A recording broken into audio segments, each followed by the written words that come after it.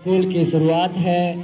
इसमें अलग अलग जगह से अलग अलग स्टूडेंट्स आए हुए हैं और स्टूडेंट्स आकर बैठ चुके हैं और वैसे तो बोलता नहीं हूँ। स्टूडेंट के बैठने के पश्चात अब क्लास में टीचर की एंट्री हो रही है।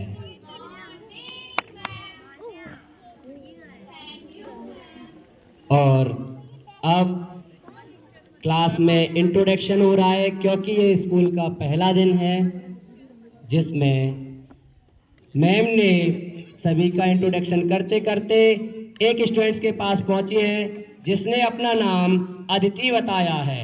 जो एक छात्रा है, ये इसका नाम अदिति है। और इस प्रकार से सभी स्टूडेंट्स का इंट्रोडक्शन लेते लेते मैम एक स्टूडेंट के पास पहुंची है जिसने अपना नाम अनंत बताया है और ये जो छात्र है ये अनंत है। और अब टीचर क्लास में कुछ इम्पोर्टेंट टॉपिक को एक्सप्लेन कर रहे हैं। स्टूडेंट से पूछा कौन कौन इसको एक्सप्लेन कर सकता है, तो उसमें से जिन स्टूडेंट्स ने हाथ उठाया उसमें से अदिति और अनंत भी है। मैम ने पहले अदिति को पूछा और अदिति ने आंसर दिया और अनंत ने भी सफल तरीके से उसका आंसर दिया, जिसमें अनंत ने बहुत अच्छे से आंसर दिया, जिसके लिए उनकी तारीफ को टीचर ने क्लैपिंग भी करवाई है। और अब स्कूल की यही गतिविधियां चलती है और छुट्टी हो जाती है। अब हम इसी के माध्यम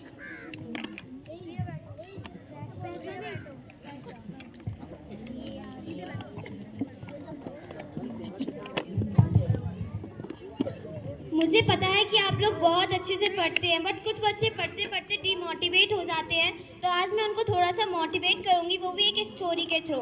एंड इसमें मैं आपको सक्सेस का एक गोल्डन रूल बताऊंगी जो आप हमेशा फॉलो करना। And listen carefully.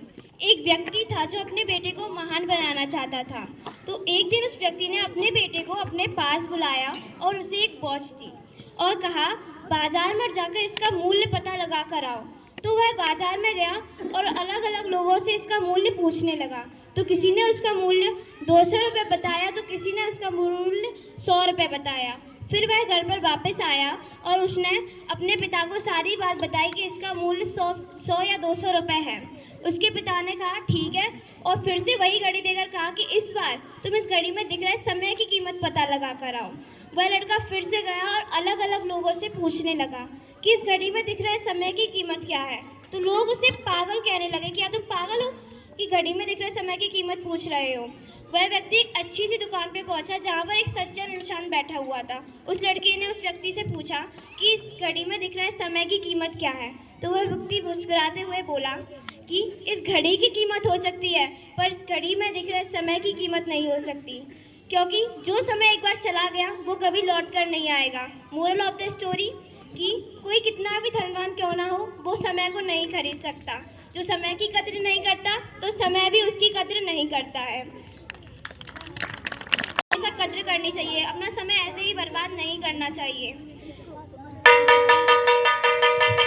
ठीक है। और इस प्रकार से स्कूल की छुट्टी हो जाती है और बच्चे अपने अपने घर चले जाते हैं।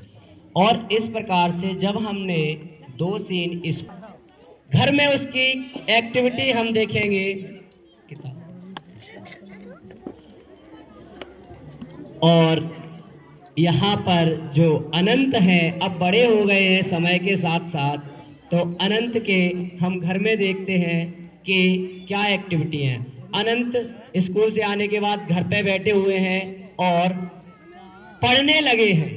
घर पे भी वो नियमित रूप से पढ़ाई करने लगे हैं और पढ़ाई करते करते उनके मन में भटकाव आता है और वो कॉपी को साइड रखते हैं और मोबाइल को उठा लेते हैं।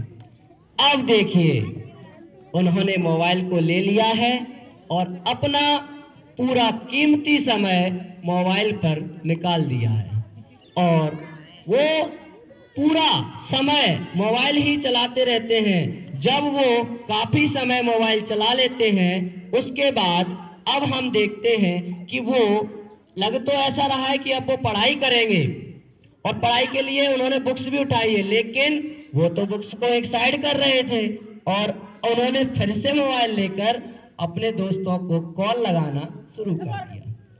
जब दोस्तों को कॉल लगाया, वहां पर कोई ऐसी बात हुई और उन्होंने बोला कि हाँ मैं आ रहा हूं, और इसी वक्त देखिए जब वो घर से बाहर जाते हैं तो वो जाकर अपने पेरेंट्स से भी मिलते हैं और पेरेंट से जाकर वो कुछ रुपए की मांग कर रहे हैं, जिसमें पेरेंट ने बिना कारण पूछे हुए उन्हें रुपए भी दे दिए हैं और वो रुपए लेकर बाहर दोस्तों के साथ खेलने और पार्टी करने चला गया। ये सीन था अनंत के घर का। अब हम दिखाने जा रहे हैं यही सीन। चलते हैं अदिति के घर कि अदिति की क्रियाकलाप क्या है, और हम देखते हैं अदिति भी ठीक उसी प्रकार से पढ़ाई करने बैठती है और वो पढ़ाई करती है। जब वो पढ़ाई करते करते अनंत की तरह उसके मन में भी भटकाव पैदा होता है, तो ठीक अनंत की तरह वो भी मोबाइल ले लेती है।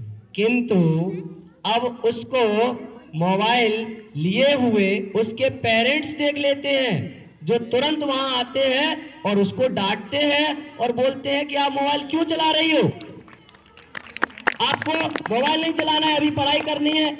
और वो मोबाइल लेकर अपने साथ चले जाते हैं और अदिति भी मन लगाकर अपने वर्क को पूरा करती है और अच्छे से पढ़ाई करती है। जब वो अपनी पढ़ाई को पूरा कंप्लीट कर लेती है, जब वो अपनी पूरी कंप्लीट हो जाती है और वो भी अपने दोस्तों के साथ खेलने चली जाती है। तो ये सीन था हमारे जो स्टूडेंट्स थे अदिति और अनंत, उनके घर का।